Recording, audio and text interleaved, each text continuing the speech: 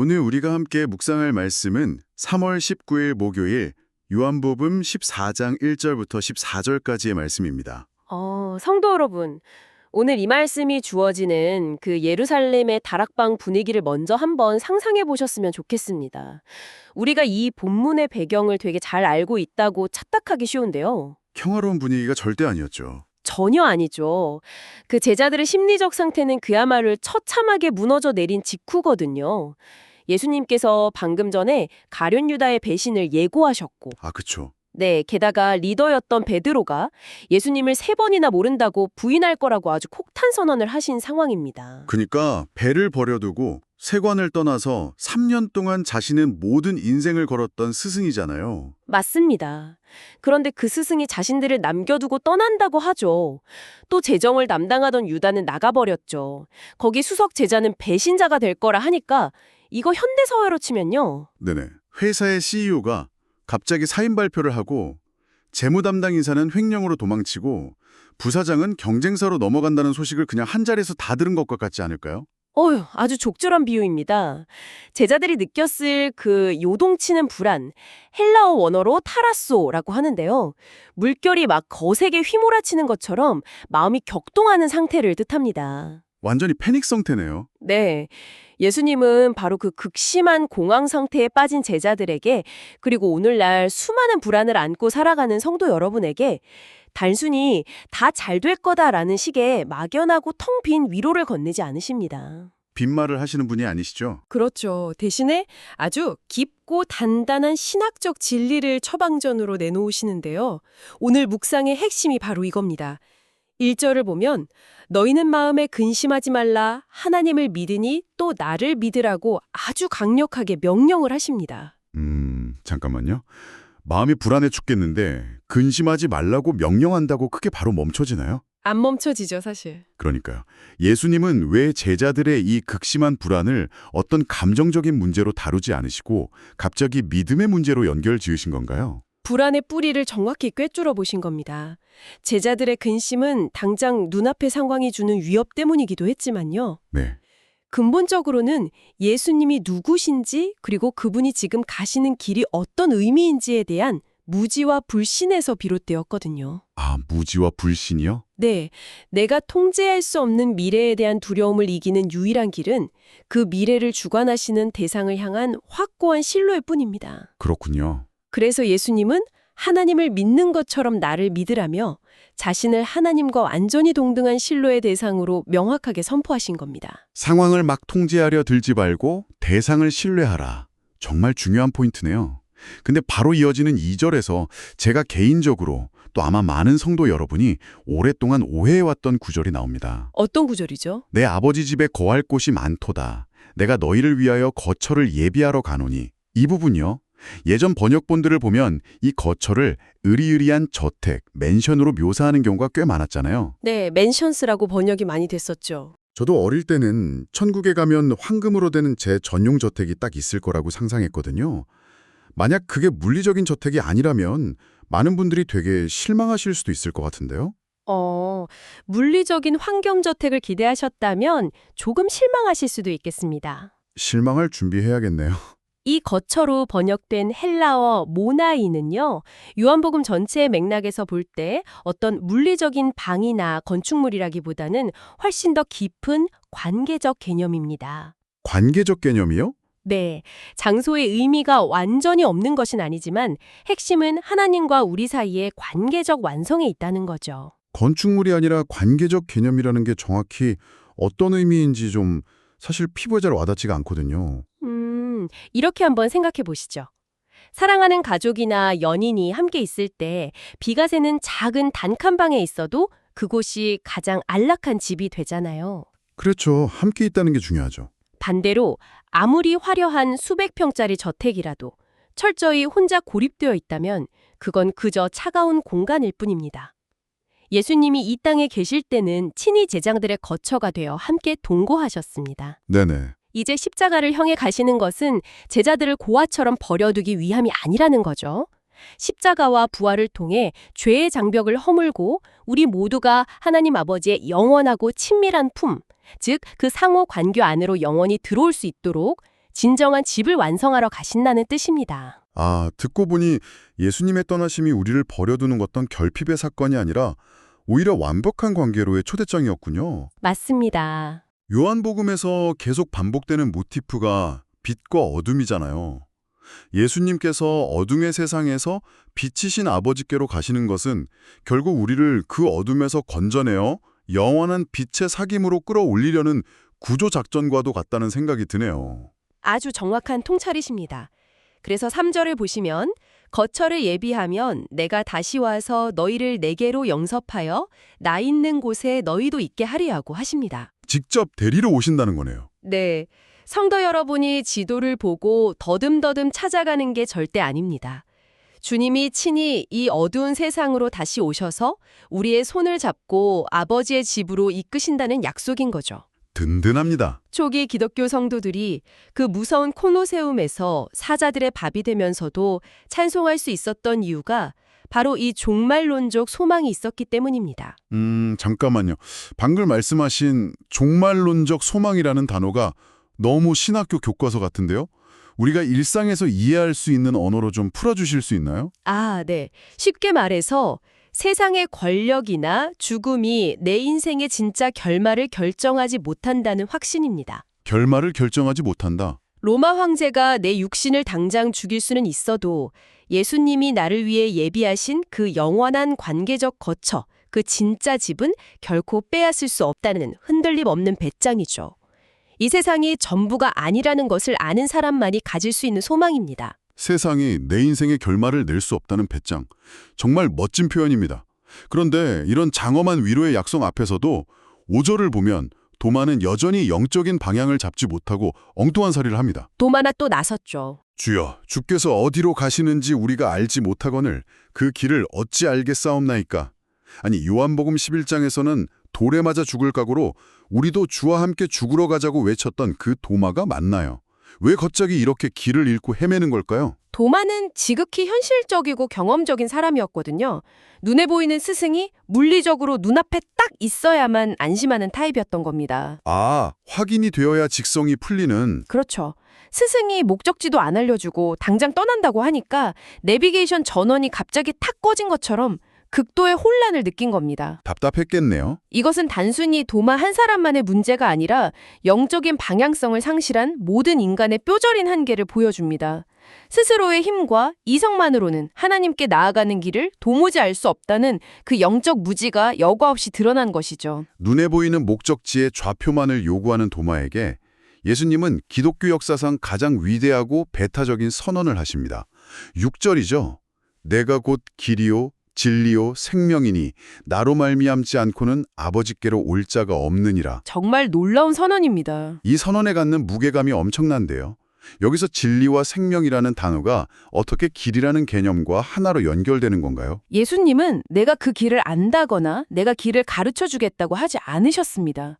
표지판이나 안내자가 아니라 본인 자체가 목적지에 이르는 유일한 길이라고 하셨죠. 그 자체이신 거군요. 네, 그리고 그 길의 속성을 진리와 생명으로 설명하십니다. 생명부터 볼까요? 우리가 걷는 인생길은 결국 죽음으로 끝나는 사망의 길입니다. 하지만 예수님이라는 길은 그 끝에만 생명이 있는 것이 아니라 걷는 여정 매 순간순간이 생명을 공급받는 과정이라는 겁니다. 맞습니다. 상대주의가 판치는 현대사회에서는 너만의 진리를 찾아라고 흔히들 말하지만 예수님은 단호하게 내가 진리다 라고 선언하십니다. 너만의 진리는 없다는 거네요. 진리이신 예수님 안에 있을 때 우리는 하나님과의 바른 질서를 회복하고 죄의 속박에서 벗어나 참된 자유를 누릴 수 있다는 뜻입니다. 결국 예수님만이 우리를 하나님 아버지께로 인도하는 유일무이한 생명줄입니다. 15세기의 유명한 영성가죠. 토마스 아켄피스가 그의 책 그리스도를 본받아에서 이 구절을 두고 남긴 명문장이 딱 생각나네요. 길이 없다면 갈 곳이 없으며 진리가 없다면 알 길이 없으며 생명이 없다면 살 길이 없다. 아, 네.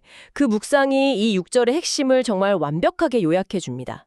이 문장을 곱씹어 보면요. 현대사회가 그토록 좋아하는 나만의 맞춤형 영성이나 입맛대로 고르는 종교생활 같은 지름길은 아예 존재할 수 없다는 뜻이네요. 단호하죠. 네, 어둠에서 빛으로 가는 유일한 방법은 길이신 예수님의 발자취를 묵묵히 따라가는 것 외에는 다른 옵션이 없다는 선언으로 들립니다. 그렇습니다. 아주 배타적으로 들릴 수 있지만 동시에 가장 확실하고 안전한 은혜의 초대인 셈입니다. 맞습니다. 그런데 이 엄청난 선언 직후에 제자들의 반응을 보면 또 한 번 탄식이 나옵니다. 누군가요, 이번엔? 8절에서 이번엔 빌립이 나섭니다. 주여 아버지를 우리에게 보여주옵소서. 그리하면 족하겠나이다. 하하, 도마가 내비게이션 좌표를 내놓으라고 했다면 빌립은 아예 눈앞에 기적적인 환상을 보여달라고 떼를 쓰는 거군요. 바로 그겁니다. 주님이 떠나신다니 불안하니까 지금 당장 하나님을 눈앞에 딱 보여주면 우리가 그 증거를 붙잡고 안심하겠다는 인간의 전형적인 심리입니다. 빌립의 요구는 우리가 가진 한계를 그대로 보여주죠. 영적인 진리를 시각적이고 물리적인 증거로만 확인하려 드는 태도입니다. 너무 안타깝네요. 그래서 예수님은 9절에서 빌립아 내가 이렇게 오래 너희와 함께 있으되 네가 나를 알지 못하느냐? 나를 본 자는 아버지를 보았거늘 어찌하여 아버지를 보이라 하느냐?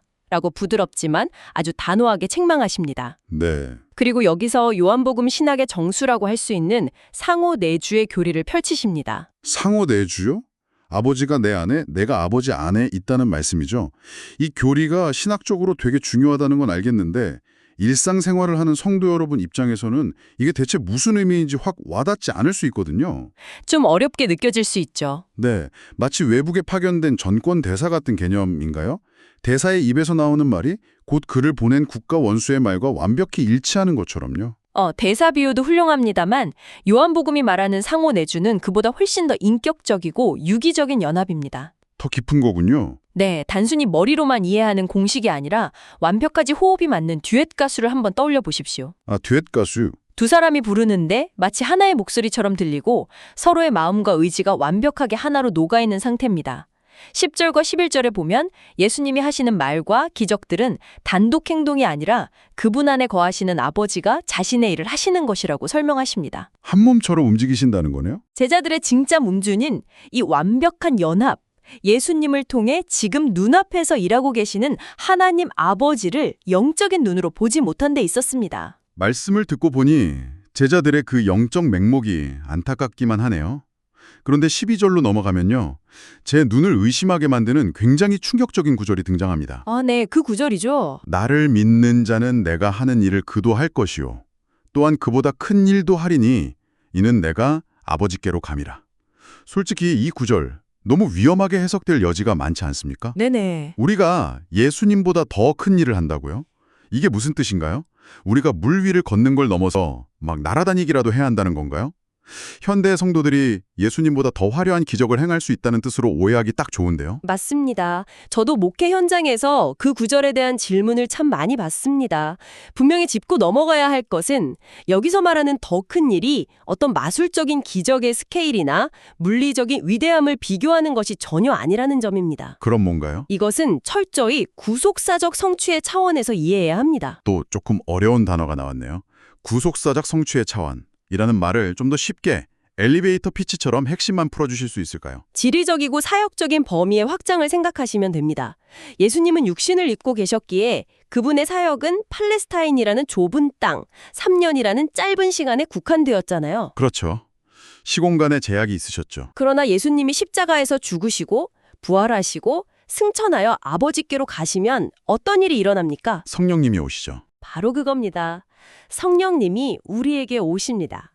시공간의 제약을 받지 않으시는 성령을 통해 이제 교회와 성도들은 예루살렘을 넘어 온 유대와 사마리아와 땅끝까지 2000년이 넘는 시간 동안 복음을 전파하고 생명을 살리는 우주적인 사역을 감당하게 됩니다. 아, 스케일이 다르네요. 즉, 예수님이 시작하신 구원 사역을 온 세계로 확장시켜 나가는 것. 그것이 바로 예수님이 말씀하신 더 큰 일입니다. 아하, 제가 완전히 오해하고 있었네요. 물리적 기적의 크기가 아니라 복음이 확장되는 영향력의 범위와 성령을 통한 사역의 보편성을 말씀하시는 거군요. 정확합니다. 예수님이 십자가로 구원의 길을 내셨다면 성령을 받은 우리가 그 길 위로 전 세계의 영혼들을 초대하는 어마어마한 역할에 동참하게 된다는 뜻이네요. 그렇다면 13절과 14절에서 내 이름으로 무엇이든지 내게 구하면 내가 행하리라고 하신 기도의 약속도 완전히 다른 맥락으로 읽힙니다. 그렇습니다. 이 구절을 마치 소원 성취를 위한 백지수표나 알라딘의 요술 램프처럼 생각하는 분들이 참 많은데요. 많죠. 전혀 그렇지 않습니다. 예수의 이름으로 구한다는 것은 앞서 살펴본 상호 내주, 즉 아버지와 아들의 완벽한 뜻 안으로 우리도 초청되어 들어갔음을 전제로 하는 겁니다. 아, 법인카드 생각나네요. 회사에 법인카드를 쓰려면 오직 회사의 목적과 이익을 위해서만 결제해야 하는 것처럼 말이죠. 네. 아주 찰떡 같은 비유입니다.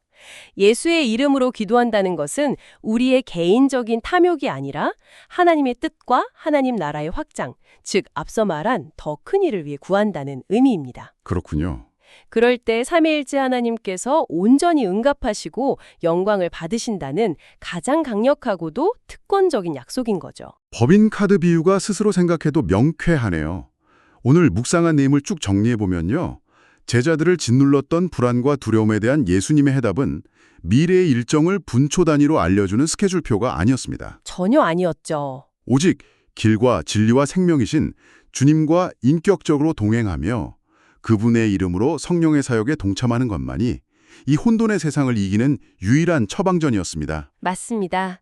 그래서 마지막으로 이 깊은 묵상을 마치며 성도 여러분이 각자의 삶에서 스스로 던져보아야 할 도발적이고 깊은 질문 하나를 나누고 싶습니다. 어떤 질문일까요? 우리가 예수님의 이름으로 구하며 성령을 통해 땅끝까지 복음을 전하는 더 큰 일에 동참한다고 방금 나누었지 않습니까? 네네.